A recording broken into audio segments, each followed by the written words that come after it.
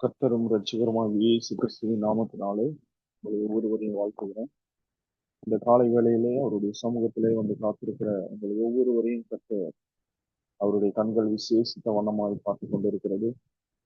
ஆஹ் 7 நாள் உபவாச ஜெபத்துல கடைசி நாளுக்குள்ளாக கர்த்தர் நம்மை அழைத்து கொண்டு வந்திருக்கிறார்.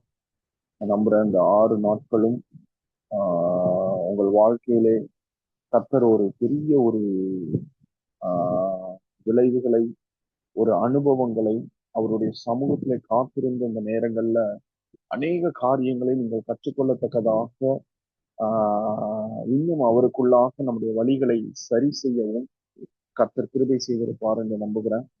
இந்த 7 நாள் வரப்போகிற நாட்களிலே நாம் நுழைய போகிற ஆண்டுகளுக்குள்ளாக தேவன் பெரிய விளைவுகளை நம்முடைய ஊழியத்தின் பாதையிலே கொடுக்கத்தக்கதாக உங்களை மகிமையான ஒரு ஓட்டத்தை உங்களை ஓடச் செய்யவும் கர்த்தர் கிருபை செய்ய போகிறார். ஆரம்ப நாட்களில் இருந்து கர்த்தர் அநேக காரியங்களோடு கூட நம்மோடு கூட இடைபெற்று கொண்டிருக்கிறார். அவருடைய சமூகத்திலே நம்மை நினைத்தருளத்தக்கதாக அவருடைய சமூகத்திலே காத்திருக்கவும், அவரோடு கூட நெருங்கிய ஒரு வாழ்வுக்குள்ளாக நாம் வளரவும், அவருடைய ஆவியானவருடைய வழிநடத்துதலுக்காக அவருடைய சமூகத்திலே காத்திருக்கவும், ஆவியின் வேகத்திலே இன்னும் அதிகமாக அவர் விரும்புகிற வண்ணமான ஒரு ஓட்டத்தை நாம் ஓடவும், இன்னும் அவருக்குள்ளாக வளரவும், இப்படி அநேக காரியங்கள்ல பரிசுத்த ஆவியானவர் இந்த நாட்கள்ல நம்மை உருவாக்கி கொண்டிருக்கிறார். இந்த 7 நாட்களிலும் தேவனுடைய கரம் நம் மீது பலமாய் இருக்கிறபடியினாலே இனி வரப்போகிற நாட்களிலே அவர் நம்மை கொண்டு செய்ய போகிற காரியங்கள், அதிசயங்கள் ஏராளமா இருக்க போகிறதுனால இந்த நாட்கள்ல ஆண்டவர் நம்மை பக்குவப்படுத்துகிறார், நம்மை உருவாக்குகிறார். ஆகவே இந்த நேரத்துல பரிசுத்த ஆவியானவருடைய கரத்துல நாம் ஒவ்வொருவரும் இந்த கடைசி நேரத்துல, ஆண்டவரே இந்த கடைசி நாள்ல ஆண்டவரே நீர் எங்களோடு கூட என்ன பேச விரும்புகிறீரப்பா, எங்க கூட நீங்க பேசுங்கன்னு சொல்லி ஒரு ஆயத்தத்தோடு கூட, ஒரு சிறந்த மனதோடு கூட அவருடைய பாதத்துல நம்ம அமர்ந்திருப்போம். ஏன்னா கர்த்தர் நம்மை உருவாக்கி தம்முடைய திட்டத்துக்கு நம்மை ஆயத்தப்படுத்துகிறார். கிதியோனோடு கூட ஆயிரக்கணக்கான வீரர்கள் அவர்கள் யுத்தத்திற்காக புறப்பட்ட போதிலும் எல்லாவற்றையும் ஆண்டவர் ஃபில்டர் பண்ணி ஒரு 300 பேரை ஆண்டவர் பிரித்து எடுக்கிறார்.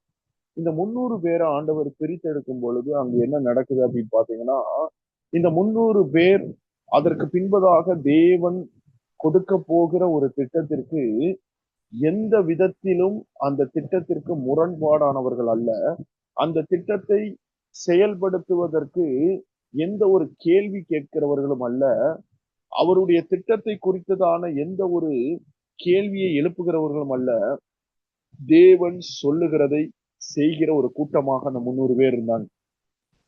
அதனாலதான் களத்துல போகும் பொழுது அந்த எதிரி பாளையம் முழுவதும் வெட்டுக்கிளி போல அவன் நிரம்பி இருக்கிறாங்க. ஆண்டவர் அவர்களை உள்ளே அனுப்பும் பொழுது ஒரு பானையையும் ஒரு தீவட்டியையும் ஒரு எக்காலத்தையும் கொடுத்து அனுப்பும் பொழுது எந்த ஒரு வார்த்தையும் சொல்லாமல் இந்த 3ஐயும் எடுத்துக்கொண்டு அவங்க உள்ள போனாங்க. நல்லா கவனிச்சீங்கன்னா தெரியும். அந்த இடத்துல நீங்க என்ன எங்களை சத்ருவின் கையில ஒப்பு கொடுத்து இங்க கொண்டு வந்தீங்களா கிதியோன் அப்படின்னு சொல்லல. அந்த இடத்துல நீங்க நல்லா கவனிச்சீங்கன்னா இந்த யுத்தம் கர்த்தருடையது என்பதை அவர்கள் புரிந்து கொள்ளுவதற்கு, இந்த களத்திலே வருவதற்கு முன்பதாக அவர்களுக்கு பல கட்ட அவர்களுக்கு பயிற்சியை தேவன் அளித்திருந்தார். தேவன் இன்னைக்கு அநேக காலங்களாக நம்மை உருவாக்கி வந்த போதிலும் இந்த 7 நாட்கள் கர்த்தர் நம்மை ஒவ்வொரு ஸ்டெப் பை ஸ்டெப்பா கர்த்தர் சில காரியங்கள்ல நம்மை உருவாக்கி, நம்மை செதுக்கி, நம்மை அநேக இடங்கள்ல நம்மை வடிவமைத்து இந்த நேரத்துல நம்மை வைத்திருக்கிறதுனுடைய காரணம் என்ன தெரியுமா? இனி வரப்போகிற நாட்கள்ல அவருக்காக நம்ம ஓட போகிறோம், அவருக்காக காரியங்களை செய்ய போகிறோம், அவர் விரும்புகிற ஒரு ஓட்டத்தை நம்ம ஓட போகிறோம், அவர் விரும்புகிற வேகத்துல நம்ம ஓட போகிறோம், அவருடைய காரியத்துல தேவனுடைய பாதத்திலே அமர்ந்திருந்து அவருடைய சித்தத்தை வெளிப்படுத்தக்கூடிய காரியங்களை நம்ம செய்ய போறோம். என் மாம்சம் விரும்புகிறது அல்ல, நான் விரும்புகிறது அல்ல, நான் விரும்புகிற ஒரு ஓட்டம் அல்ல, இதை செஞ்சா நல்லா இருக்கும்னு சொல்லி என் மனதிலே தோன்றுகிற காரியம் அல்ல. முழுக்க முழுக்க பரிசுத்த ஆவியானவர் விரும்புகிற ஒரு ஓட்டத்தை, விரும்புகிற காரியத்தை, அவர் விரும்புகிறதை செய்கிற ஒரு நபராக இனி வருகிற காலங்களிலே நம்ம இருக்க போகிறோம். இந்த நாள்ல கர்த்தர் நம்மை உருவாக்கி கொண்டிருக்கிறார். நம்மை உருவாக்கி இந்த நாட்கள்ல அன்றைக்கு கிதியோனோடு கூட வெறும் 300 பேர் நின்று கொண்டிருக்கும் பொழுது அவர்கள் மனதுல அநேக காரியங்கள் ஓடி இருக்கலாம். ஆனா கடைசியில் அந்த களத்துல நிற்கும் பொழுது அவர்களுக்கு தெரிந்து விட்டது, யுத்தம் கர்த்தருடையது. இந்த நாள்ல இனி வருகிற காலங்கள்ல நம்ம ஓட போகிற இந்த ஓட்டம், இந்த தரிசனத்தின் பாதையிலே நாம் சந்திக்க போகிற ஒவ்வொரு வாலிபர்கள், குடும்பங்கள், இது எல்லாவற்றிலும் கர்த்தர் சொல்லுகிற ஒரு காரியம், இந்த ஓட்டம் அவர் நமக்கு நியமித்த ஒரு ஓட்டம். அவர் நமக்கு நியமித்த ஓட்டத்துல இனி வருகிற நாட்கள்ல நம்ம ஓட போகிறோம். ஆகவே கர்த்தருடைய கரம் நம் மீது இன்னும் அதிகமாய் வெளிப்படவும், அவர் நம்மை ஆளுகை செய்யவும் நம்மை நாமே ஆண்டவருடைய கரத்திலே ஒப்பு கொடுப்போம். இந்த கடைசி நாளிலும் ஆண்டவருடைய சமூகத்துல, ஆண்டவரே என்ன வார்த்தையா ஆண்டவரே இந்த நாள்ல நீர் எங்களுக்காக வைத்திருக்கிறீங்க, என்ன ஆண்டவரே எங்களுக்கு சொல்ல போறீங்கன்னு சொல்லி கர்த்தருடைய சமூகத்திலே காத்திருந்த பொழுது பரிசுத்த ஆவியானவர் என்னுடைய பார்வையை சகரியா 9வது அதிகாரத்திற்கு நேராக ஆண்டவர் திருப்ப ஆரம்பித்தார். அந்த இடத்துல 9வது வசனத்துல எவ்வாறாக சொல்லுகிறது, சீயோன் குமாரத்தியே மிகவும் களிகூறு, எருசலேம் குமாரத்தியே கெம்பீரி, இதோ உன் ராஜா உன்னிடத்தில் வருகிறார். அல்லேலூயா. இந்த வார்த்தையை பரிசுத்த ஆவியானவர் தெளிவாக ஆண்டவர் பேச ஆரம்பித்தார். ஜெபித்துக் கொண்டிருந்த பொழுது கர்த்தர் இவ்வாறாக ஒரு தரிசனத்தை கர்த்தர் காண்பிக்க ஆரம்பித்தார். அவர் ராஜாவாக அவர் இறங்கி வருகிறார். அவர் ராஜாவாக அவர் இறங்கி வருகிறார். ஒரு ராஜாதி ராஜாவாக அவர் இறங்கி வருகிறார். ஒரு சிங்காசனத்திலே அவருக்கு அந்த ராஜாதி ராஜாவாக அவர் வந்து அமருகிறதை கர்த்தர் காண்பித்தார். இதோ ராஜா உன்னிடத்தில் வருகிறார். இந்த வார்த்தையை நல்லா புரிந்து கொள்ளணும். ராஜா நம்முடைய எல்லைகளுக்குள்ளே வருகிறார். ராஜா இதுவரைக்கும் எந்த எல்லைகளுக்குள்ளே நாம் சோர்ந்து போய் நின்றோமோ, எந்த எல்லைகளை பார்த்து நாம் துவண்டு போய் நின்றோமோ, எந்த பாதைகளை நினைத்து நாம் கண்ணீரோடு கூட நின்றோமோ, எந்த சூழ்நிலை மாறவில்லை என்று அந்த சூழ்நிலையை பார்த்து நாம் அநேக நேரத்திலே புலம்பி நின்றோமோ, எந்த ஒரு சவால்களை பார்த்து நாம் பயந்து நின்றோமோ, இப்போ கர்த்தருடைய வார்த்தை வருகிறது, இதோ நீ பயந்த எல்லைகளுக்குள்ளே, நீ துவண்டு போன எல்லைகளுக்குள்ளே, நீ சோர்ந்து போன எல்லைகளுக்குள்ளே ஒருவர் நுழைகிறார். அவர் உன்னுடைய ராஜா. உன் ராஜா உன்னிடத்தில் வருகிறார். உன் ராஜா உன்னிடத்தில் வருகிறார். உன் ராஜா உன்னிடத்தில் வருகிறார். நீ எந்த எல்லைகளுக்குள்ளே நின்று அந்த எல்லைகளை பார்த்து பயந்து சோர்ந்து நின்ற அந்த எல்லைகளுக்குள்ளே இதோ உன்னை படைத்தவர் உன் எல்லைகளுக்குள்ளே நுழைகிறார். உன் படைத்தவர் உன் எல்லைகளுக்குள்ளே நுழைகிறார். அவர் சொன்ன ஒரு வார்த்தை அந்த 8வது வசனத்துல நீங்க வாசிக்கும் பொழுது, சேனையானது புறப்படும் போதும் திரும்பி வரும்போதும் என் ஆலயம் காக்கப்படும்படி அதை சுற்றிலும் பாளையம் போடுவேன். இனி ஒடுக்குகிறவன் அவர்களிடத்தில் கடந்து வருவதில்லை. அதை என் கண்களினாலே பார்த்து கொண்டிருக்கிறேன். நார்மலா இந்த உலக பிரகாரமாக நம்முடைய நாட்டினுடைய ஒவ்வொரு அதிகாரிகள் ஒவ்வொரு மாநிலங்களுக்கோ சில மாவட்டங்களுக்கோ சில அரசின் திட்டங்களை செயல்படுத்த ஒரு இடங்களுக்கு கடந்து வரும் பொழுது நீங்க பாத்தீங்க அப்படின்னா, நார்மலா நம்முடைய பிரதம மந்திரி, நம்முடைய முதலமைச்சராக இருக்கட்டும், யாராவது வரும் பொழுது அந்த அவர்கள் வருகிற நாளுக்கு முன்பதாகவே கிட்டத்தட்ட சில நாட்களாக அவர்கள் கடந்து வரப்போகிற இடங்கள், அவர்கள் மக்களை சந்திக்க போகிற இடங்களா இருக்கட்டும், எல்லா இடங்களும் அந்த இடத்துல தரவாக போலீஸ் என்ன பண்ணிடுவாங்க அப்படின்னா செக் பண்ண ஆரம்பிப்பாங்க. அந்த இடம் முழுவதும் போலீஸினுடைய கண்காணிப்புக்குள்ளாக முழுவதும் வந்துவிடும். அந்த இடத்துல அவர்கள் கண்காணிப்பு மாத்திரமல்ல, நார்மலா அந்த வழியாக நாம் சாதாரணமாக சென்ற அந்த நாளிலே அதே போல அவர்கள் வரும் நாளிலே நாம் அந்த இடத்துல போக முடியாது. இன்னும் தெளிவா சொல்லணும்னா, எளிதாக அந்த எல்லைகளுக்குள்ளே நாம் நுழைந்து விட முடியாது. இதுவரைக்கும் நான் அந்த வழியாத்தான் நான் போயிட்டு இருந்தேன் அப்படின்னு நம்ம சொன்னாலும், இப்போ அந்த குறிப்பிட்ட ஒரு அதிகாரி நாட்டினுடைய தலைவர் ஒரு இடத்துக்குள்ள வரும் பொழுது அந்த இடம் முழுவதும் அந்த காவல்துறையினுடைய கட்டுப்பாட்டுக்குள்ளே கடந்து செல்லும். முழுவதுமாக அந்த எல்லைகள் முழுவதும் அவர்களுடைய கட்டுப்பாட்டுக்குள்ள வரும். அந்த இடத்துல யார் எந்த வழியாக போகணும், எந்த இடத்துல யார் வரணும், இவரை சந்திப்பதற்கு யார் வரணும், இவரை சந்திக்கிறவர்கள் எந்த வழியாக வெளியே போகணும், அவர்கள் வருகிற வழி என்ன, இந்த அதிகாரி எந்த வழியாக அவர்கள் பயணம் செய்ய வேண்டும், எல்லாவற்றையும் அவர்கள் திட்டமிட ஆரம்பித்து விடுவார்கள். இன்னைக்கு கர்த்தர் இந்த வார்த்தையை கொடுக்கும் பொழுதே 8வது வசனம் சொல்லுகிறது, சேனையானது புறப்படும் போதும் திரும்பி வரும்போதும் என் ஆலயம் காக்கப்படும்படி அதை சுற்றிலும் பாளையம் போடுவேன்.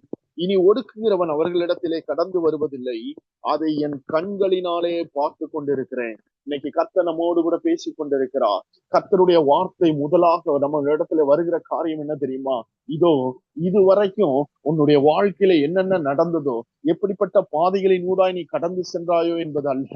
இனி கர்த்தர் சொல்லுகிற ஒரு காரியம், இந்த 7 நாள் என்னுடைய சமூகத்திலே காத்திருந்தாயே, இந்த 7 நாள் என்னுடைய சமூகத்திலே காத்திருந்த ஆண்டவரே, என் வாழ்க்கையில என்ன செய்ய போறீங்க ஆண்டவரே? இந்த 2026ஆம் ஆண்டுக்குள்ளே ஆண்டவரே நான் நுழைய போகிறேன் ஆண்டவரே, எனக்கு என்ன காத்திருக்கிறது? ஒவ்வொரு ஆண்டும் ஒரு பெரிய எதிர்பார்ப்போடு கூட தான் நான் போறேன் ஆண்டவரே. ஆனா அநேக நேரங்களிலே ஒரு வெறுமையோடு கூட நான் திரும்பின நாட்கள் உண்டு ஆண்டவரே. அநேக நேரங்களிலே ஒரு பாதுகாப்பற்ற சூழ்நிலையை நான் உணர்ந்தது உண்டு. அநேக நேரங்களிலே ஒரு தனித்து விடப்பட்ட ஒரு சூழ்நிலை உணர்ந்து உண்டு என்று நீங்கள் ஒருவேளை சொல்லலாம். ஆனா கர்த்தர் சொல்லுகிறார், இனி வருகிற நாட்களிலே என்னுடைய பாதுகாப்பு உன்னுடைய எல்லைகளுக்குள்ளே நீ பார்ப்ப. நீ சேனையானது புறப்படும் போதும் திரும்பி வரும்போதும் என் ஆலயம் காக்கப்படும்படி அதை சுற்றிலும் பாளையம் போடுவேன். அதான சொன்னேன், யாரும் எளிதாக நுழைந்து விட முடியாது. இந்த பாளையத்திற்குள்ளாக யாரும் அவ்வளவு எளிதாக நுழைய முடியாது. இந்த பாளையத்தை போடுவது மாத்திரமல்ல, இனி ஒடுக்குகிறவன் அவர்களிடத்தில் கடந்து வருவதில்லை. உங்களை ஒடுக்கின சத்துரு எந்தெந்த இடங்களில் எல்லாம் உங்களை ஒடுக்கினானோ, ஒருவேளை குடும்பத்திலே ஒடுக்கி இருக்கலாம், மனிதர்களுடைய வார்த்தைகள் மூலமாய் ஒடுக்கி இருக்கலாம், சில மனிதர்கள் மூலமாக உங்களை ஒடுக்கி கொண்டிருக்கலாம், சில நேரத்தில் ஆவிக்குரிய ரீதியாய் நீங்கள் எழும்ப முடியாதபடிக்கு ஒரு ஒடுக்குதல், ஆவிக்குரிய ரீதியாய் கர்த்தரிடத்துல நெருங்க முடியாதபடிக்கு ஒடுக்குகிறவன் ஏதோ ஒரு இடத்துல உங்களை ஒடுக்கி கொண்டிருக்கலாம். நீங்க வேலை செய்கிற இடத்துல நீங்கள் ஒடுக்கப்பட்டு கொண்டிருக்கலாம், நீங்கள் நெருக்கப்பட்டு கொண்டிருக்கலாம். ஆனா இன்றைக்கு கர்த்தருடைய வார்த்தை உங்களுக்கு நேராய் வருகிறது, இனி ஒடுக்குகிறவன் அவர்களிடத்திலே கடந்து வருவதில்லை. ஏன்னா அதை என் கண்களினாலே பார்த்து கொண்டிருக்கிறேன், அதை என் கண்களினாலே பார்த்து கொண்டிருக்கிறேன். கர்த்தருடைய பாதுகாப்பு வளையத்திற்குள்ளாக இதை கேட்டுக்கொண்டிருக்கிற ஒவ்வொருவரும் நீங்கள் கடந்து வருகிறீர்கள். இதோ அவருடைய பாதுகாப்பு வளையத்திற்குள்ளாக இதை என் கண்களினாலே நான் பார்த்து கொண்டிருக்கிறேன். மகளே, இதுவரைக்கும் உன்னை ஒடுக்கினவர்கள் ஒருவேளை உன் வாழ்க்கையில அந்த பொடிப்பட்டவர்களை நீ சந்தித்திருக்கலாம். இதோ இன்றைக்கு கர்த்தருடைய வார்த்தை உங்களுக்கு நேராய் வருகிறது. ஓஹோ, கர்த்தருடைய கரம் இந்த நாளிலே உங்களை காக்கும்படியாக உங்களை சுற்றி பாளையம் இறங்கி இருக்கிறதா? ஹல்லேலூயா. கர்த்தர் இந்த நாள்ல நம்மோடு கூட பேசிக் கொண்டிருக்கிறார். எகிப்திலிருந்து இஸ்ரவேல் ஜனங்கள் புறப்பட்ட பொழுது, அந்த ஜனங்கள் புறப்பட்ட மாத்திரத்திலே அந்த இடத்துல என்ன நடக்குதுன்னு பாத்தீங்கன்னா, அந்த 10 வாதைகளுக்கு பின்பதாக ஒரு வழியாக பார்வோன் அவர்களை அனுப்பி விட்டாங்க, கிளம்பி போங்க அப்படின்னு சொல்லி. அவர்கள் புறப்பட்டு போன உடனே யாத்ராகம் 14வது அதிகாரத்துல நீங்க வாசித்தீங்க அப்படின்னா, அங்க அவனுக்கு ஒரு தகவல் சொல்லப்படுகிறது பார்வோனுக்கு. என்ன அப்படின்னா, அந்த பார்வோன் நம்ம கிட்ட இருந்து புறப்பட்டு போன அந்த ஜனங்கள் வனாந்திரத்திலே வழி இல்லாமல் அலைந்து திரிகிறார்கள். நல்லா நீங்க, வனாந்திரத்திலே வழி இல்லாமல் அலைந்து திரிகிறார்கள். இது இந்த வார்த்தையை கேட்டதுக்கு பின்னாடிதான் இந்த பார்வோன் என்ன செய்யறான் அப்படின்னா, அவர்களை முழுவதும் ஒடுக்கத்தக்கதாக அவன் தன்னுடைய ரதங்களையும் தன்னுடைய பிரதான குதிரைகளையும் எடுத்துக்கொண்டு அவர்களை மறுபடியும் அடிமைப்படுத்தத்தக்கதாக, அவர்களை மறுபடியும் ஒடுக்கத்தக்கதாக அவன் புறப்பட்டு வருகிறான். அந்த இடத்துல நீங்க நல்லா கவனிச்சீங்கன்னா தெரியும், இந்த 10 வாதைகள் இந்த நடந்த போதிலும், இத்தனை பெரிய காரியங்கள் மூலமாக தேவன் அவர்களை பாதுகாத்து இஸ்ரவேல் ஜனங்களை அவர்களை வெளியே கொண்டு வந்த போதிலும், இந்த பார்வோன் இப்போ அவனுக்குள்ள என்ன ஒரு எண்ணம்னா, இந்த ஜனங்கள் வழி இல்லாமல் அலைந்து திரிகிறார்கள். இப்ப அவர்களை வழி நடத்துவதற்கான ஒரு காரியம் அந்த இடத்துல இல்லாதது போல அவன் என்ன செய்கிறான், இவர்களை மறுபடியும் அடிமைப்படுத்தி தன்னுடைய தேசத்திற்குள்ளே கொண்டு வருவதற்கு அவன் புறப்பட்டு வருகிறான். ஆனா அவன் புறப்பட்டு வரும் பொழுது அவன் அறியாத ஒரு காரியத்தை, அவன் எதிர்பார்த்திராத ஒரு காரியத்தை அந்த இடத்துல அவன் கண்களினாலே பார்க்கிறான். என்ன நடக்கிறது அப்படின்னா, அக்னி ஸ்தம்பமாக தேவன் அந்த இஸ்ரவேல் பாளையம் முழுவதையும் ஆண்டவர் அந்த இடத்திலே பாளையம் விட்டிருக்கிறத அவன் கண்கள் பார்க்கிறது. இந்த எகிப்தினுடைய சேனையும் இஸ்ரவேல் சேனையும் ஒன்றை ஒன்று சந்திக்க முடியாதபடிக்கு இந்த நடுவிலே கர்த்தர் அக்கினி ஸ்தம்பமாய் நின்று கொண்டிருக்கிறார். அக்கினி ஸ்தம்பமாய் நின்று கொண்டிருக்கிறார். அவர்கள் முழுவதும் பிரயாணப்பட்டோம், அவர்கள் பிரயாசப்பட்டோம், எப்படியாவது இந்த அக்கினி ஸ்தம்பத்தை தாண்டி இந்த அடிமைகளை நான் பிடித்து விட வேண்டும், நான் ஒடுக்கினவர்களை இன்னும் ஒடுக்க வேண்டும், நான் அவர்களை நிர்மூலமாக்க வேண்டும் என்று துடித்துக் கொண்டிருந்த அந்த சத்துரு அந்த இடத்திலே அந்த இஸ்ரவேல் ஜனங்களை ஒருவன் மீது கூட கைகளை கூட வைக்க முடியவில்லை, அவர்களை தொட முடியாதபடிக்கு இதோ கர்த்தருடைய அக்கினி ஸ்தம்பம் அந்த இடத்திலே இறங்கி வந்து நின்றது. இன்றைக்கு கர்த்தர் இந்த ஆவியானவர் இந்த வார்த்தையை கேட்டுக்கொண்டிருக்கிற உங்களை பார்த்து சொல்லுகிற காரியம் அதுதான். இதோ இந்த வார்த்தையை கேட்டுக்கொண்டிருக்கிற உங்கள் மத்தியிலே, உங்கள் எல்லைகளிலே அக்கினி ஸ்தம்பமாய் மேக ஸ்தம்பமாய் அன்றைக்கு இஸ்ரவேல் ஜனங்களை வழி நடத்தின பாதுகாத்த பாளையம் இறங்கி இருந்த அதே கர்த்தர் இந்த நாள்ல உங்களை பார்த்து சொல்லுகிறார், சேனையே பயப்படாதே, நீ புறப்படும் போதும் நீ திரும்பி வரும்போதும் என் ஆலயம் காக்கப்படும்படி அதை சுற்றிலும் பாளையம் போடுவேன். இனி ஒடுக்குகிறவன் அவர்களிடத்திலே கடந்து வருவதில்லை, இனி ஒடுக்கிறவன் உன்னை நெருங்குவதில்லை. அதுதான் அதனுடைய அர்த்தம். இனி ஒடுக்குகிறவன் உன்னை நெருங்குவதில்லை. அவன் வந்துருவானோ, இந்த காரியம் சம்பவித்திருமோ, இனிய வாழ்க்கையில இது மறுபடியும் நடக்குமோ, இந்த இடத்துல நான் மறுபடியும் தாழ்ந்து போவனோ, இந்த இடத்துல மறுபடியும் நான் சில காரியங்களை நான் இழந்துருவனோ, நீ அநேக காரியங்களை குறித்து யோசித்துக் கொண்டிருக்கலாம். ஆனா கர்த்தர் சொல்லுகிறார், அவன் உன்னை நெருங்குவதில்லை, அந்த பார்வன் உன்னை நெருங்கி வருவதில்லை, அவனுடைய கரம் உன் மீது படுவதில்லை, அவன் உன் எல்லைக்குள்ளே நுழைவதில்லை. இதோ அவனுக்கும் உனக்கும் நடுவாக நான் என் பாளையத்தை நான் வைத்திருக்கிறேன். என் கண்கள் அதை பார்த்து கொண்டிருக்கிறது, என் கண்களினாலே அதை பார்த்து கொண்டிருக்கிறேன், என் கண்களினாலே அதை பார்த்து கொண்டிருக்கிறேன். சமீபத்துல ஒரு பெரிய ஒரு இஷ்யூ ஒரு ஹாஸ்பிட்டல்ல வட இந்தியால நடக்கும் பொழுது அந்த ஹாஸ்பிட்டல்ல இருக்கிற சிசிடிவிய பரிசோதித்து பார்ப்போம், அதுல என்ன நடக்குது என்ன நடந்ததுன்னு பார்ப்போம்னு பார்த்தோன்னா, அந்த ஹாஸ்பிட்டல்ல எந்த சிசிடிவியுமே ஒர்க் ஆகல. சிசிடிவி அது ஜஸ்ட் கேமராவை மட்டும்தான் அது இருந்திருக்கு, எதுலையுமே அது ஒர்க் ஆகல. கடைசி அந்த இடத்துல எந்த கேமராவும் பார்க்கும் பொழுது அது ஒர்க்கிங் கண்டிஷன்ல இல்ல அப்படின்னு. ஏன் அதை வைத்தாங்கன்னா, அந்த இடத்துல வருகிற ஒவ்வொரு காரியங்களையும் பதிவு செய்வதற்காக. இந்த உலக பிரகாரமாக அநேக சிசிடிவிகள் அநேக காரியங்களை பதிவு செய்வதற்காக வைக்கப்படுகிறது. ஆனா இந்த வேதம் நமக்கு இன்றைக்கு கர்த்தர் நம்மை பார்த்து சொல்லுகிற காரியம் என்ன தெரியுமா? ஒடுக்குகிறவன் இன்றைக்கு அவன் வந்து நான் உன் எல்லைக்குள்ளே இருக்கிறதுனால அவன் கடந்து சென்றாலும், அவன் வேறு வழியாக வர நினைத்தாலும், அவன் வேறு விதமாய் வர நினைத்தாலும், அதைத்தான் ஆண்டவர் சொல்றார், அதை என் கண்களினாலே பார்த்து கொண்டிருக்கிறேன், நான் பார்த்து கொண்டிருக்கிறேன். சத்துருவான் எல்லைக்குள்ளே நீ வரமாட்டான், இன்றிலிருந்து ஒரு பாதுகாப்பை நான் உனக்கு கொடுக்கிறேன்னு கர்த்தர் சொல்லுகிறார். அல்லேலூயா.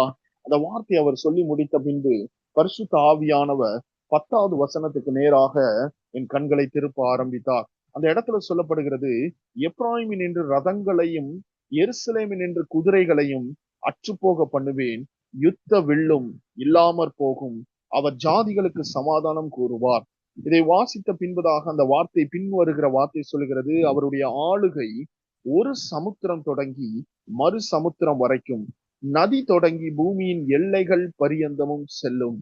இந்த வார்த்தை ஆண்டவர் வாசிக்கும் பொழுது சொன்ன ஒரு காரியம் என்ன அப்படின்னா, இதோ இந்த தரிசனத்தின் ஓட்டத்துல இனி வருகிற நாட்கள்ல அவருடைய ஆளுகை ஒரு சமுத்திரம் தொடங்கி மறு சமுத்திரம் வரைக்கும், நதி தொடங்கி பூமியின் எல்லைகள் பரியந்தமும் சொல்லும். இனி வருகிற ஆண்டுல இருந்து பரிசுத்த ஆவியானவர் இதை தீர்க்க தரிசனமாக இந்த வார்த்தையை சொல்லுகிறார், you are going to the ends of the earth.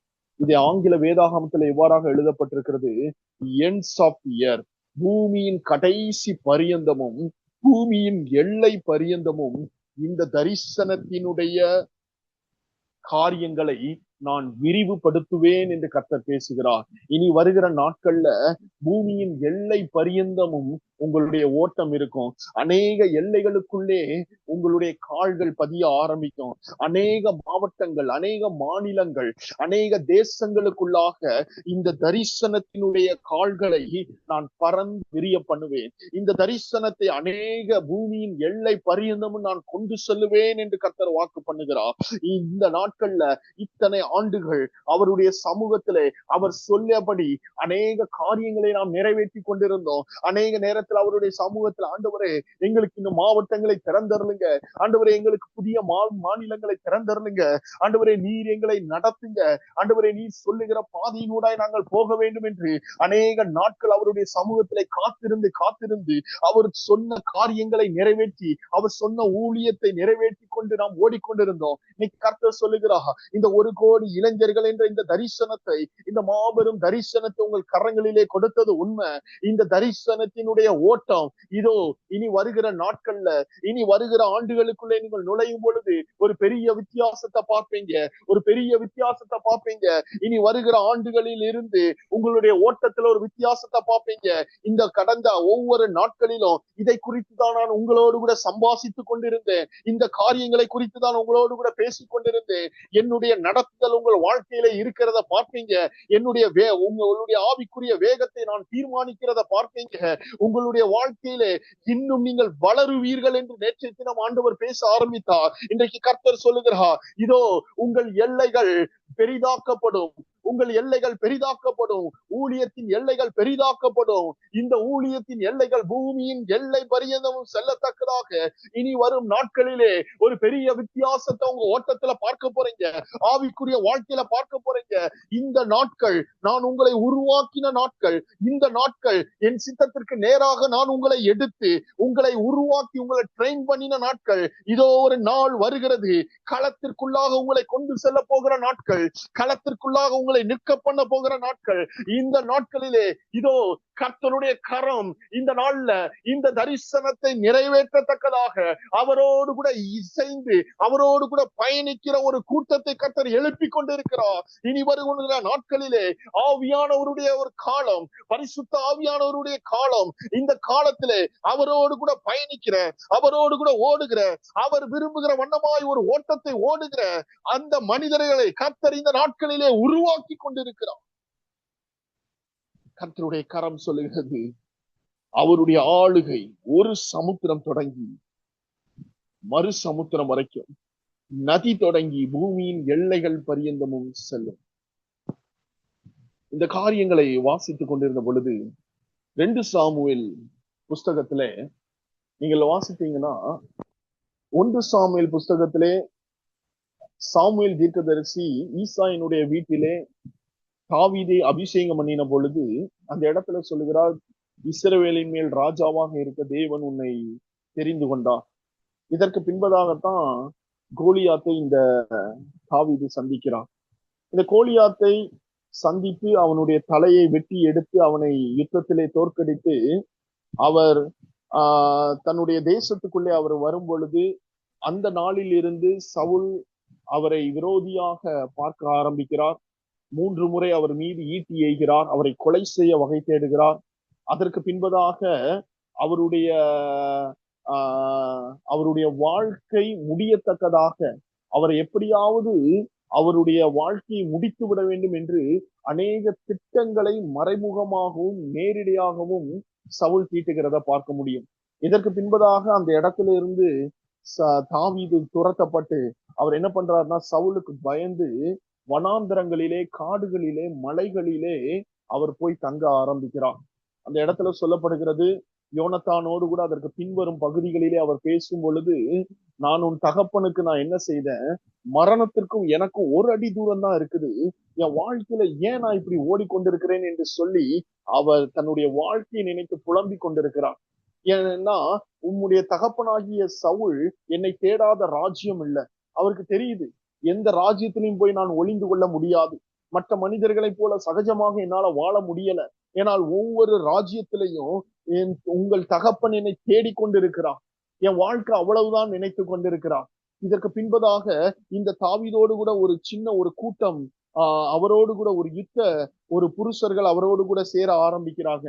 சிக்லாக்ல அவர்கள் தங்கி அவர்கள் சிறு சிறு யுத்தத்தை அவர்கள் செய்து கொண்டிருக்கிறார்கள். அதற்கு பின்பதாக 2 சாமுவேல்ல நீங்க பார்க்கும் பொழுது சவுலின் மரணத்திற்கு பின்பதாக ஆண்டவரிடத்துல தாவீது விசாரிக்கிறார். ஆண்டவரே, நான் யூதாவுக்கு நான் போகவான்னு கேட்கும் பொழுது, நீ போன ஆண்டவர் சொல்றாரு, நான் போனா எங்க போகணுங்கும் போது எப்ரோனுக்கு நீ போ அப்படின்னு சொல்றாரு. எப்ரோனுக்கு அவர் வந்த பொழுது யூதாவின் மனுஷர் அந்த இடத்துல வந்து தாவீதை ராஜாவாக அபிஷேகம் பண்ணுகிறாங்க. அப்போ அந்த இடத்துல கிட்டத்தட்ட 7 வருடமும் 6 மாதமும் அவர் இந்த யூதாவின் மனிதர்களுக்கு ராஜாவாக அந்த இடத்துல அவர் அரசாளுகிறார். அதற்கு பின்பதாக வந்த அந்த 7 வருடங்களுக்குள்ளாக அடுத்த மீதி இருக்கிற எல்லா கோத்திரங்களும் இந்த தாவீது ராஜாவினுடைய ஆளுகைக்கு கீழாக வர ஆரம்பிக்கிறது. அந்த வார்த்தை சொல்லுகிறது, அந்த 2 சாமுவேல் புஸ்தகத்திலே சொல்லப்படும் பொழுது 5வது அதிகாரத்துல 6வது வசனம் சொல்லுகிறது, தேசத்திலே குடியிருக்கிற எபூசியர் மேல் யுத்தம் பண்ண ராஜாவானவன் தன் மனுஷருடைய எருசலேமுக்கு போனான். அவர்கள் இதிலே பிரவேசிக்க தாவீதினால் கூடாது என்று எண்ணி தாவீதை நோக்கி, நீ இதற்குள் பிரவேசிப்பதில்லை, குருடரும் சப்பானிகளும் உன்னை தடுப்பார்கள் என்று சொன்னான். அந்த இடத்துல சொல்லப்படுகிறது, ஆனாலும் தாவீது சீயோன் கோட்டையை பிடித்தான், அது தாவீதி நகரமாயிற்று. இந்த இடத்துல நீங்க வாசித்தீங்கன்னா தெரியும், இந்த தாவீது தான் உயிரோட இருப்பனான்னு தெரியுமா தெரியாதான்னு ஒரு வாழ்க்கையில இருந்த தாவீது இப்பொழுது சமஸ்த இஸ்ரவேலுக்கும் தான் முதல் பெயர் சபா வரைக்கும் இந்த நாள்ல தேவன் அவனுடைய கீர்த்தியை பெருக பண்ணினது மாத்திரமல்ல, இவனுடைய விரல் அசைவுக்கு அந்த ஒட்டுமொத்த கோத்திரங்களும் இவனுடைய விரல் அசைவுக்கு காத்திருக்கத்தக்கதாக தேவன் அனைத்து இஸ்ரவேல் ஜனங்களுக்கு மேலாக இவனை ராஜாவாக ஆண்டவர் அபிஷேகம் பண்ணி உயர்த்துகிறார். அந்த இடத்துல சொல்லப்படுகிறது, அந்த நாள் முதற்கொண்டு அவனை தடுப்பவன், அந்த இடத்துல சொல்லப்படுகிறது, அவனை தடுக்க நினைத்தவர்கள், அவனை ஒடுக்க நினைத்தவர்கள் ஒரு பக்கம் இருந்தாலும் அவனை தேவன் கிராஜுவலான ஒரு உயர்வை அவன் வாழ்க்கையில கொடுத்து கொண்டே இருந்தான். அவன் வாழ்க்கையில அநேக தடைகள் இருந்தது, தடைகள் இல்லாம இல்ல, அவன் வாழ்க்கையில போராட்டங்கள் இருந்தது, அவன் வாழ்க்கையில அவன் எழும்ப முடியாத சூழ்நிலைகள் இருந்தது. ஆனா நீங்க நல்லா பாத்தீங்கன்னா தெரியும், அவன் தனியாக சவுலுக்கு பயந்து ஓடின நாள் முதற்கொண்டு இந்த இஸ்ரவேலிலே ராஜாவாக சிங்காசனத்துல அமர்ந்த நாள் வரைக்கும் தேவன் அவனோடு கூட இருந்து ஒரு கிராஜுவலான ஒரு உயர்வை கர்த்தர் அவனுக்கு கொடுக்க ஆரம்பித்தார். அதான் சொல்லப்படுகிறது, குருடரும் சப்பானிகளும் உன்னை தடுப்பாங்க பேசுறவன் பேசிட்டு தான் இருந்தான். ஆனா அந்த வார்த்தை சொல்லுகிறது, தாவீது சீயோன் கோட்டையை பிடித்தான், அது தாவீதின் நகரமாயிற்று. அந்த இடத்துல சொல்லப்படுகிறது, அதற்கு பின்வரும் பகுதியை நீங்க படிச்சீங்கன்னா, எந்த இடத்துல எல்லாம் தாவீதை அற்பமாய் நினைத்தார்களோ, எந்த இடத்துல எல்லாம் தாவீதை ஒடுக்க நினைத்தார்களோ, எந்த இடத்துல தாவீதினுடைய ஆளுகைக்கு ஒரு முற்றுப்புள்ளி வைக்க நினைத்தார்களோ, எந்த இடத்துல தாவீதினுடைய ஓட்டத்தை தடை செய்ய நினைத்தார்களோ, அந்த இடத்துல எல்லாம் தாவீது வளர்ந்து கொண்டே இருந்தான். அந்த வார்த்தை இன்னும் அதிகமாக அந்த வார்த்தையில இவ்வாறாக எழுதப்பட்டிருக்கிறது.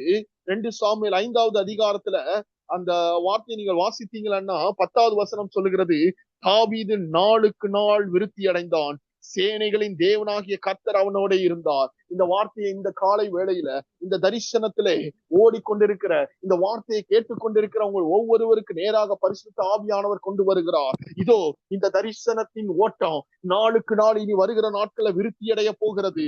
உங்களுடைய ஓட்டம் விருத்தி அடைய போகிறது, உங்கள் எல்லைகள் விருத்தி அடைய போகிறது. கர்த்தர் உங்களை கொண்டு செல்ல போகிற இனங்கள், மக்கள் இனங்கள், உங்களை கொண்டு செல்ல போகிற மாவட்டங்கள், உங்களை கொண்டு செல்ல போகிற மாநிலங்கள், நம்மை கொண்டு செல்ல போகிற தேசங்கள், இந்த எல்லா இடங்களிலும் கர்த்தர் தம்முடைய வார்த்தையை உறுதிப்படுத்தும் வண்ணமாக இதோ அவருடைய ஆளுகை ஒரு சமுத்திரம் தொடங்கி மறு சமுத்திரம் வரைக்கும், நதி தொடங்கி பூமியின் எல்லைகள் பரியந்தமும் செல்ல போகிறது.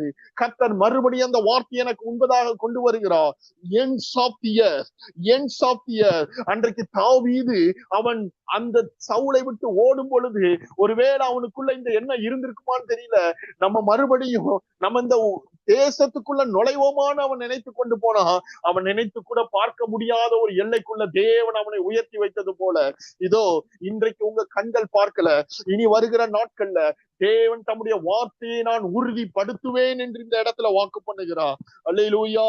கர்த்தர் இந்த நாள்ல கேட்டுக்கொண்டிருக்கிற உங்கள் ஒவ்வொருவரை பார்த்து சொல்லுகிறதுதான், இந்த தரிசனம் என்னிடத்திலிருந்து வந்தது, இந்த தரிசனத்தை அதன் எல்லைகளை நான் வியாபித்து நான் பெருக பண்ணுவேன் என்று கர்த்தர் சொல்லுகிறார். இதை சொல்லுனதோடு கூட கர்த்தர் பிடிக்கவில்லை. கடைசியாக கர்த்தர் சொன்ன காரியம், 7 நாள் என் சமூகத்துல வந்து காத்திருந்தாங்கல்ல, 11வது வசனம் அந்த வார்த்தை சொல்லுகிறது, உனக்கு நான் செய்வது என்னவென்றால், தண்ணீர் இல்லாத குழியிலே அடைப்பட்டிருக்கிற உன்னுடையவர்களை நான் உன் உடன்படிக்கையின் ரத்தத்தினாலே விடுதலை பண்ண போகிறேன் என்று கர்த்தர் வாக்கு பண்ணுகிறார். இந்த வார்த்தையை வாசிக்கும் பொழுது கர்த்தர் சொன்ன காரியம் அதுதான். ஒரு குழியில தண்ணீர் இருந்தனா ஆட்டோமேட்டிக்கா நம்ம என்ன ஆயிரும் அப்படின்னா, நம்ம வெளியில வந்துருவோம். ஒரு தண்ணி நீச்சல் தெரியுதோ தெரியலையோ, மேலையா வந்து எட்டிப்பாட்டா உள்ள போவோம். அந்த டைம்ல அந்த தண்ணீரினுடைய அந்த அழுத்தத்தினாலே ஆட்டோமேட்டிக்கா நம்ம மேல வரும். ஆனா இந்த வார்த்தை சொல்லுகிறது, தண்ணீர் இல்லாத குழி அப்படிங்கும் பொழுது சில சூழ்நிலைகள் எப்படிப்பட்டதாக இருக்கும் அப்படின்னா, அந்த சூழ்நிலையை விட்டு நாம் நினைத்தாலும் வெளியே வர முடியாத ஒரு சூழ்நிலை, ஒரு லாக்கான மாதிரி இருக்கும். சில பிரச்சனையில நீங்க இந்த பிரச்சனை மாறும் அப்படிங்கிற ஒரு எண்ணமே உங்களுக்குள்ள வராது. ஏன்னா அந்த இடத்துல லாக்கான ஒரு சூழ்நிலை. இந்த காரியங்கள் மாறாது, இதெல்லாம் மாறாது. சில சூழ்நிலைகளை பார்த்தோன்னா இது அவ்வளவுதான், இனி முடிஞ்சு, இந்த காரியங்கள் அவ்வளவுதான். ஏன்னா அது தண்ணீர் இல்லாத குழி போல நாம் அந்த பிரச்சனையை விட்டு வெளியே வருவதற்கான எந்த ஒரு முயற்சி எடுத்தா கூட வெளியே வர முடியாத அளவுக்கான சூழ்நிலைகள். இனி இந்த காரியங்கள் மாறாது, இப்படிப்பட்ட காரியங்கள் மாறாது.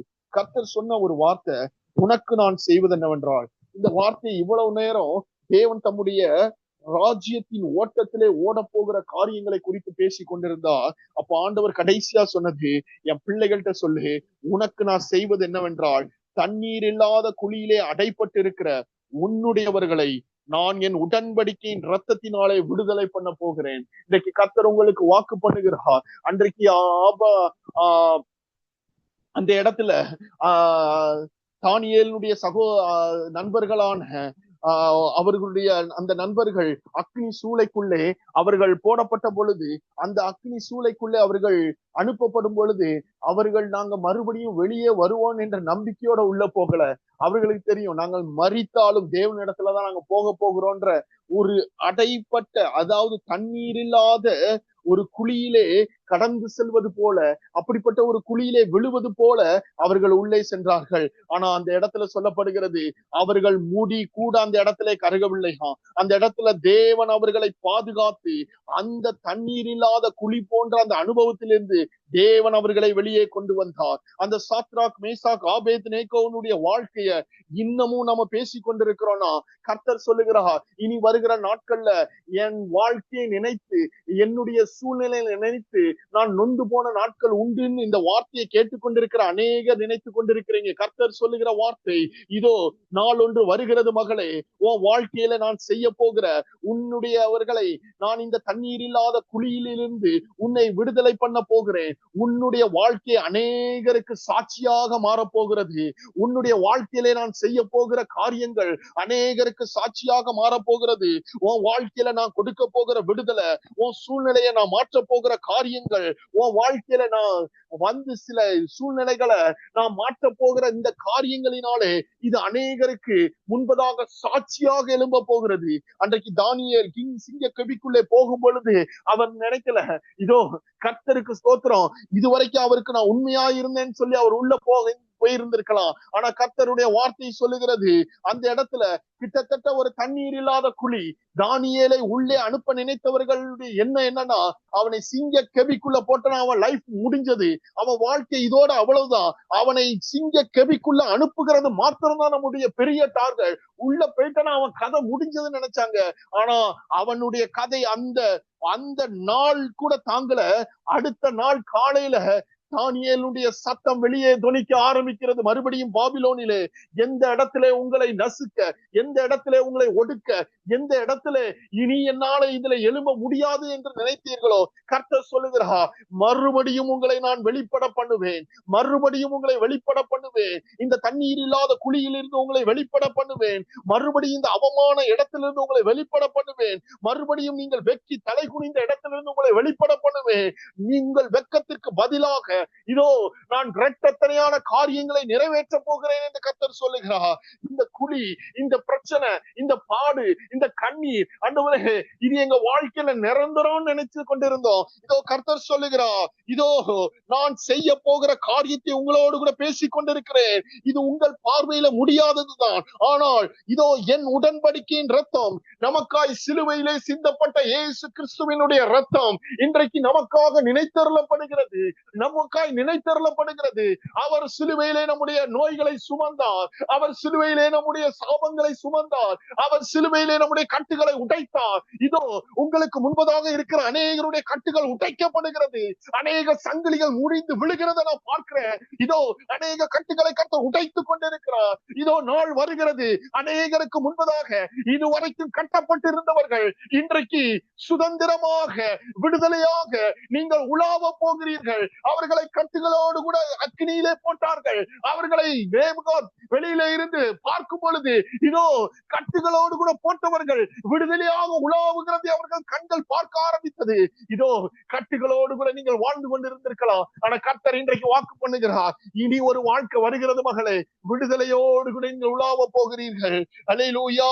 அந்த 12வது வார்த்தை சொல்லுகிறது அந்த வசனத்துல, நம்பிக்கையுடைய சிறைகளே, prisoners of hope, அரணுக்கு திரும்புங்கள், இரட்டிப்பான நன்மையை தருவேன், இன்றைக்கே தருவேன்.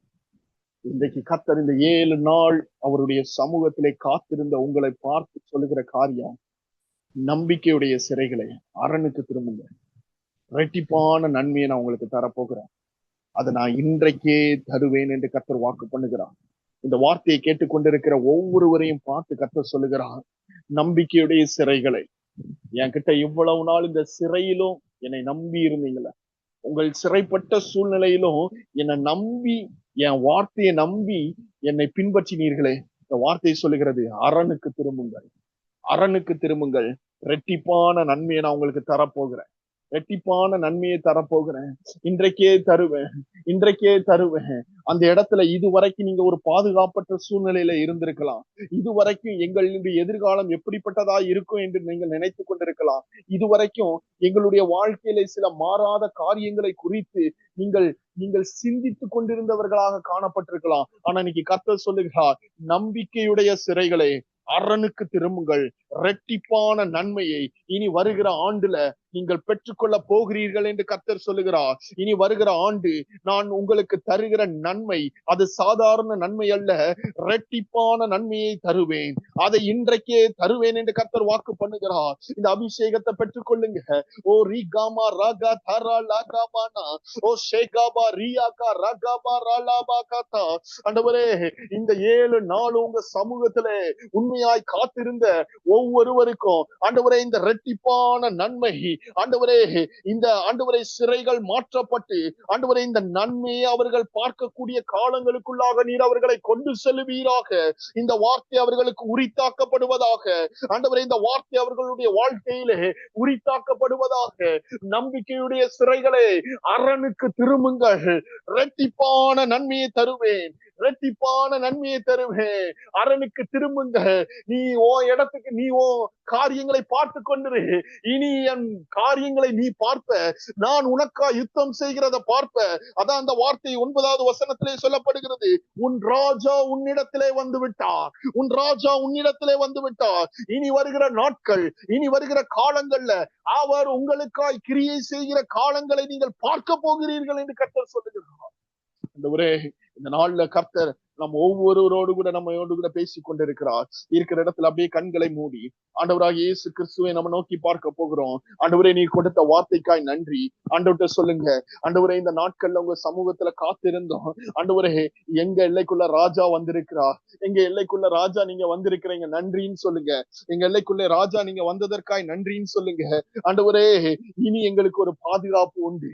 ஆண்டவரே, இனி எங்களுக்கு பாளையம் பாதுகாக்கப்படுகிறது, எங்கள் போக்கு வரத்து ஆண்டவரே உம்மால் கண்காணிக்கப்படுகிறது, உங்க கண்கள் அதை பார்த்து கொண்டே இருக்கிறது. உங்க கண்கள் எங்களை பார்த்து கொண்டே இருக்கிறது. அப்பா, உங்க கண்கள் எங்களை பார்த்து கொண்டே இருக்கிறது.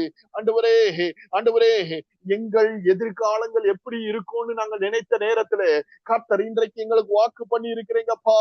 ஆண்டவரே, இந்த தரிசனத்தினுடைய காலங்கள், இந்த தரிசனத்தினுடைய காரியங்கள், இந்த தரிசனத்தினுடைய வேர்கள் இதோ அது வியாபித்து பெருகும், அதனுடைய கிளைகள் படரும். இது ends of the earth, ends of the எர்த்துக்கு கடந்து செல்லும் என்று இன்றைக்கு பேசி இருக்கிறீங்கப்பா. ஆண்டவரே, மாத்திரமல்ல, தண்ணீர் இல்லாத குழியிலே அடைப்பட்டு இருக்கிற உன்னுடையவர்களை என் உடன்படிக்கையின் ரத்தத்தினாலே நான் விடுதலை பண்ணுவேன் என்று கர்த்தர் வாக்கு பண்ணி இருக்கிறீங்க. ஆண்டவரே, இனி வருகிற நாட்கள்ல அநேக தடைகள் மாற்றப்பட்டு, கட்டுகள் உடைக்கப்பட்டு, கர்த்தர் செய்கிற பெரிய நன்மைகளை எங்கள் கண்கள் காண போகிறதற்காய் நன்றி. இனி வருகிற நாட்கள்ல அநேக சாட்சிகளை எழுப்ப போகிறதற்காய் நன்றி. ஆண்டவரே, அநேக தடைகள் உடைக்கப்பட்ட சூழ்நிலையை இவர் இந்த வார்த்தையை கேட்டுக்கொண்டிருக்கிற அவர்களுடைய சொந்த கண்களை காண போகிறதற்காய் நன்றி. ஆண்டவரே, நீர் அப்படி செய்ய போகிறதற்காய் நன்றி. ஆண்டவரே, சொன்ன வார்த்தையை நாங்க நம்புறோம். நீங்க சொன்ன வார்த்தையை நம்புறோம். நம்பிக்கையுடைய சிறைகளை அரணுக்கு திரும்புங்கள், இரட்டிப்பான நன்மையை தருவேன், இன்றைக்கே தருவேன். இந்த வார்த்தையை நாங்கள் எடுத்துக் கொள்ளுகிறோம். கர்த்தர் எங்களுக்கு கொடுத்த வார்த்தையா எடுத்துக் கொள்ளுகிறோம். ஆண்டவரே, சிறையில் இருக்கிறது உண்மைதான். உங்க மேல நம்பிக்கை வைத்து நாங்கள் அரணுக்கு திரும்புகிறோம். இரட்டிப்பான நன்மை எங்கள் கண்கள் காண போகிறதற்காய் நன்றி. ஆண்டவரே, அதை எங்கள் கண்கள் காண போகிறதற்காய் நன்றி. இன்றைக்கு அதனுடைய நிழல்களை எங்கள் கண்கள் காணட்டும். ஆண்டவரே, நீர் எங்கள் வாழ்க்கையிலே, எங்கள் ஓட்டத்திலே நீ செய்ய போகிற மகிமையான காரியங்களை எங்கள் கண்கள், ஆவிக்குரிய கண்களிலே அதை நாங்கள் பார்க்கட்டும். ஆண்டவரே, நீர் அப்படி செய்ய போகிறதற்காய் நன்றி. வார்த்தை கேட்ட ஒவ்வொருவரையும் பிதா, குமாரன், பரிசுத்தாவை நாமத்தினால நான் பிளஸ் பண்ணுகிறேன். கிருபை சூழ்ந்து கொள்ளட்டும், வழி நடத்துங்க, ஆசீர்வதிங்க. இயேசு கிறிஸ்துவின் மூலம் செபிக்கிறோம் எங்கள் ஜீவனுள்ள நல்ல பிதாவே, ஆமேன். என் ஆத்துமாவே கர்த்தரை ஸ்தோத்திரி, என் முழு உலமே பரிசுத்த நாமத்தை ஸ்தோத்திரி. என் ஆத்துமாவே கர்த்தரை ஸ்தோத்திரி, கர்த்தர் செய்த சகல உபகாரங்களையும் என்றைக்கு மறவாதே. ஆமேன். God plus.